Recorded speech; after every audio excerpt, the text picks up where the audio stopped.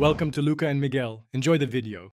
In this video, I will show how to make beer step-by-step, easy method. Begin by sanitizing your kettle and spoons, then weigh grains and hops precisely. Heat water to your target mash temperature and mix in crushed grains evenly.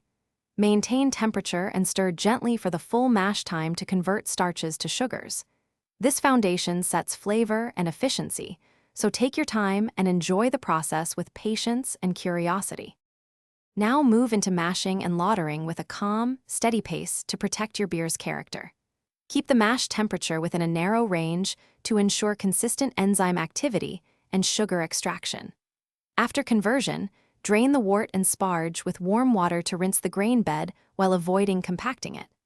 Aim for your planned pre-boil volume, because starting the boil with correct volume helps hop utilization and final gravity predictions. Quick recommendation: if you bottle or transport homebrew, leak-proof containers are a small gear upgrade that saves sticky messes and wasted samples. If you are finding this guide helpful, please subscribe and like to support the channel and help more people brew confidently. I picked a reliable set that seals well and stacks neatly, and you can find the link in the description for deals and details. Now let's get back to the video. Boil your wort, following hop addition timings for bitterness, flavor, and aroma. After the boil, cool the wort quickly to fermentation temperature using an immersion chiller or ice bath to minimize contamination. Transfer the cooled wort to a sanitized fermenter, aerate gently, and pitch the yeast at the recommended temperature.